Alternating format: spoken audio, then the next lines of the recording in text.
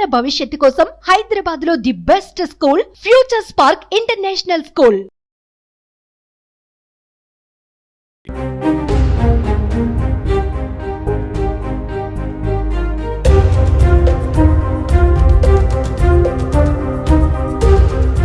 కర్నూలులో మొట్టమొదటి మహిళా ఆటో డ్రైవర్గా కొనసాగుతున్నారు. ఎందుకు ఈ ఆలోచన ఎలా వచ్చింది, ఎందుకు వచ్చింది?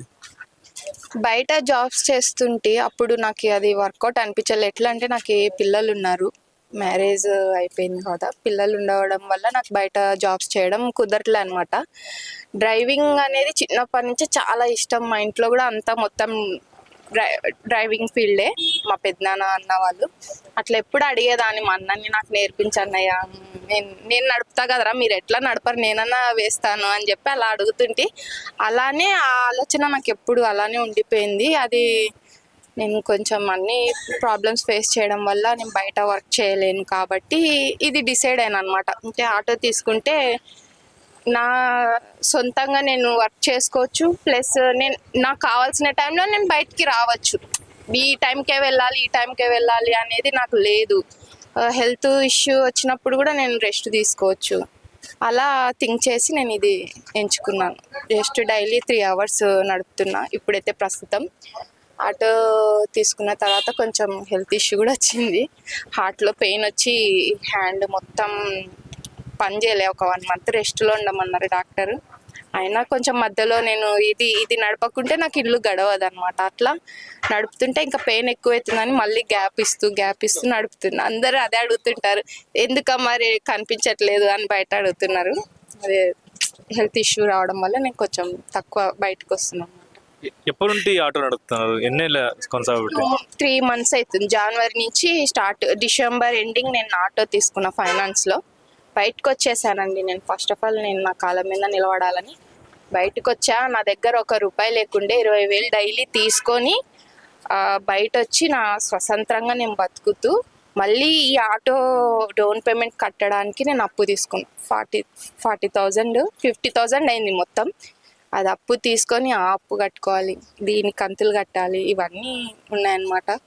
అంటే మీ సొంత ఊరు ఏది? మీరు ఏం చదువుకున్నారు, ఎక్కడ నుండి వచ్చారు? నా సొంత ఊరు కర్నూలు అండి. కర్నూలులోనే పుట్టిన, కర్నూలులోనే పెరిగిన, చదవడం కూడా కర్నూలే మొత్తం. బీకామ్. ఏం చదువుకున్నారు, ఎక్కడ చదువుకున్నారు? 10th వరకు గర్ల్స్ హై స్కూల్ చదివాను. 10th అయిపోయాక మ్యారేజ్ అయిపోయింది. మ్యారేజ్ అయిపోయినాక మా చిన్న బేబీ, మొత్తం 3 members నాకు పిల్లలు, 2 ఆడపిల్లలు, 1 అబ్బాయి. లాస్ట్ పాప పుట్టినాక ఇంటర్ కంప్లీట్ చేశాక కంప్యూటర్ నేర్చుకుంటే జాబ్స్ బాగుంటాయి, బయట ఏదన్నా చేయొచ్చు అన్నట్టు అంటే కంప్యూటర్ నేర్చుకున్నా. కానీ బయట వర్కౌట్ అవ్వలేదండి జాబ్స్ పరంగా. నాకు 12 hours 9 hours డ్యూటీ చేయాలంటే నేను చాలా ప్రాబ్లమ్స్ ఫేస్ చేసిన. ఆ ప్రాబ్లమ్స్లో నేను ఇది ఎంచుకున్నా అంతే. మీ ఆయన ఏం చేసేవారు? మా హస్బెండ్ అతను ఎంప్లాయీ. తన గురించి నాకు ఇష్టం లేదు చెప్పడం. మీ హస్బెండ్తో మీరు లేరా? అంటే మీ సొంతంగా మీరు బతుకుతున్నారా? సొంతంగా బయటకు వచ్చేసిన 6 months అయింది. బయటనే బతుకుతున్నాం. కాంటాక్ట్లో ఉన్నాము, మాట్లాడుకుంటాం. బట్ నేను ప్రాబ్లమ్స్ ఫేస్ చేయడం వల్ల నేను తనకు దూరం ఉండడమే మంచిది అనుకుని నేను దూరం వచ్చేసి. అంటే మీ హస్బెండ్తో బయటకు వచ్చినాక మీకు ఆర్థికంగా ప్రాబ్లమ్స్ వచ్చినందుకు ఆటో వేస్తున్నారా? ఇక ఇబ్బందులు ఫస్ట్ నుంచి ఉన్నాయి. నేను తనతో ఉన్నప్పటి నుంచే నేను ఆర్థికంగా ఇబ్బంది పడుతున్నా.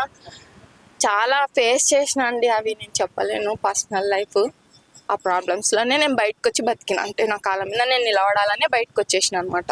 ఇప్పుడు కర్నూలులో మహిళా ఆటో డ్రైవర్గా ఉన్నారు. ఇంకా ఇట్లా మీలాగా ఎవరు ఉన్నారా? మీరు ఒకటేనా మీకు తెలిసి? నాకు తెలిసి అప్పి బండికి నేను చూసా అండి. అంటే ఒక లేడీ,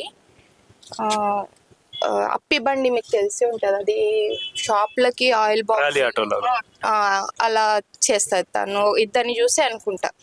ఇప్పుడు ప్యాసింజర్ ఆటో అయితే నేను ఎవరిని చూడలేదు. చాలా మంది బయట కూడా ఎవరు లేరమ్మా ప్యాసింజర్కి, నువ్వే మొట్టమొదటి మహిళ అని చెప్పి చెప్తున్నారు. మరి ఇప్పుడు ఆటో వేస్తుంటే మీకు ఎట్లా అనిపిస్తుంటది? జెంట్స్ ఎక్కుతుంటారు, చాలా మంది ఎక్కుతుంటారు, ఎట్లా ఫీల్ అవుతుంటారు మీరు? జెంట్స్ ఎక్కుతారనా? ఇప్పుడు ఏముంది, నేనే ఒక మగోన్లా బతుకుతున్నప్పుడు నాకు మగోనికి తేడా ఏం లేదు అనుకొని నేను ఈ ఫీల్డ్లో ఉన్నా. అంటే మొగ అయితేమో ఆడైతేమో నేను కష్టపడుతున్నా. ఇప్పుడు ఎక్కే పర్సన్ తన ఆడపిల్ల అనే ఉద్దేశం పక్కకి పెట్టేసి మగోళ్ళ కష్టపడుతుంది అని ఆలోచిస్తే ఆ జెంట్స్ కూడా చాలా మంది నాకు చాలా సపోర్ట్ చేస్తారు, ఆల్ ద బెస్ట్ చెప్పారు కూడా, రావాలి అమ్మ ఆడపిల్లలు కూడా ముందుకు రావాలని చాలా ప్రోత్సహిస్తున్నారు. అప్పుడులా లేరు మగవాళ్ళు, ఎవరో ఎక్కడో ఒక్కరు మాత్రమే నువ్వు ఇలా ఎందుకు, నిన్ను చూసి ఇంకా నేర్చుకుంటారు, ఇలా వద్దమ్మా నువ్వు వదిలేసి అని ఒక ఇద్దరు ముగ్గురు అన్నారు. కానీ కాదు, నన్ను చూసి ఇంకా రావాలి, ఖచ్చితంగా లేడీస్ రావాలి. ఎందుకంటే ఏ పని చేయాలనో తెలియక చాలా మంది ఇబ్బంది పడుతున్నారు. బయటికి వస్తే ఒక్కొక్క మగోడు ఎలా చూస్తాడో అనే ఫీల్లో ఉన్నారు. లేదు, మగోళ్ళు అలా లేరు, చాలా మంది అలా లేరు, సపోర్ట్ చేసే వాళ్ళే ఉన్నారు. లేడీస్ అందరికి చెప్తున్నాను, ఏ పనైనా చేయండి, కష్టపడండి, కష్టం చేయడానికి తప్పు లేదని నేను తెలుసుకున్నా. ఎందుకంటే మనం కష్టం చేస్తే చాలా మంది 100% జెంట్స్లో 75% మనల్ని ఎంకరేజ్ చేస్తున్నారు. జెంట్స్ కూడా రండి, బయటికి వచ్చి బతకండి. మీ హస్బెండ్స్ నుంచి ఏదైనా ప్రాబ్లం ఉంటే కూడా నేను బతకలేను అనేది అయితే పెట్టుకోవద్దండి, మీరు బతకగలుగుతారు. ఏ ఆడపిల్లైనా బయటకు వచ్చి నేను ఇది చేయగలను అనుకుంటే చేయగలుగుతుంది ఖచ్చితంగా. ఇప్పుడు మీ హస్బెండ్ గురించి చెప్తున్నారు అంటే, ఇప్పుడు మీ హస్బెండ్ ఎందుకు విడిపోయినారు అంటే, ఇప్పుడు విడిపోయారా అలాంటి కలిసి ఉన్నారు, అలాంటి విడాకులు తీసుకున్నారా, ఏం సందర్భం? విడాకులు అనేది ఏం లేదు, విడిపోవడం అంటే దూరం ఉన్నాం అంతే. విడిపోవడం అంటే ఏం లేదు, దూరం ఉన్నాం. నేను అతని నుంచి దూరం ఉన్నా అంతే.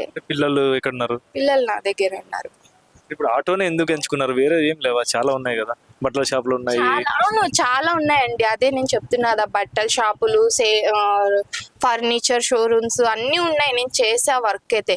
నేను చదువుకున్న దానికి సరైన ఉద్యోగం దొరకలేదంటారా? దొరకలేదండి నాకు.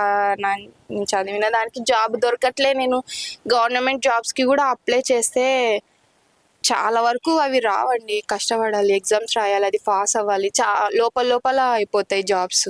బయటికి మా లాంటి వాళ్ళ వరకు రావు జాబ్స్ అయితే. ఇప్పుడు ఈ ఆటో ఎప్పుడు కొన్నారు? ఇట్లా కొత్తది కొన్నారా మీరు?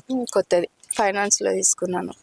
మీ పేరు మీద తీసుకున్నారు? నా పేరు మీద లేదు, నా పేరు మీద చేశారు కానీ వాళ్ళు ఎందుకో నా పేరు మీద ఇవ్వకుండా మళ్ళీ వేరే అబ్బాయి పేరు మీద తీసుకున్నాను. లాస్ట్ చెప్పండి, సక్సెస్ అవుతాం అనుకుంటున్నారా మీరు? నేను సక్సెస్ అవుతా అండి, ఖచ్చితంగా సక్సెస్ అవుతా. ఎంత సంపాదిస్తున్నప్పుడు రోజుకి? డైలీ నేను 4 నుంచి, కానీ మ్యాక్సిమం 4-5 నుంచి బయటకు వస్తా. 9 వరకు తిప్పుతా, 9 లేదా ఇంకా కొంచెం ఒక 1 అవర్ ఎక్కువ, అంటే లేడీస్ ఉన్నారంటే 1 అవర్ ఎక్కువ అవుతుంది. ఆ టైం వరకు నేను డైలీ ఖచ్చితంగా 600-500 ఖచ్చితంగా మిలుగుతుంది. ఎందుకంటే ఇంట్లో ఈ డీజిల్ ఖర్చు 200 పోతుంది, పిల్లలకు ఫుడ్ తీసుకువెళ్తే, ఎందుకంటే ఆ టైంలో నేను చేయడానికి కుదరదు పోయి, కాబట్టి బయట నుంచి తీసుకొస్తా. ఫుడ్ ఖర్చు, డీజిల్ ఖర్చు అన్ని పోయి నాకు 500 ఖచ్చితంగా మిలుగుతుంది. మీకు ఇప్పుడు సపోర్టెడ్గా ఆటోనేనా, ఇంకా ఏమైనా సపోర్టెడ్గా ఉంది ఆర్థికంగా? ఆర్థికంగా ఏం సపోర్ట్ లేదండి నాకు. ఫైనాన్షియల్గా నేను చాలా ఇబ్బంది పడుతున్నా. ఇప్పుడైతే అసలు రెస్ట్లో ఉండమన్నారు, రెస్ట్లో ఉంటేనేమో నాకు ఇంట్లో గడవదు. చాలా ఇబ్బంది అయితే పడుతున్నాను నేను. డైలీ అవి ఇవి కట్టేటివి ఉన్నాయి అన్నమాట. ఆర్థికంగా ఎవరు నాకేం సపోర్ట్ లేదు.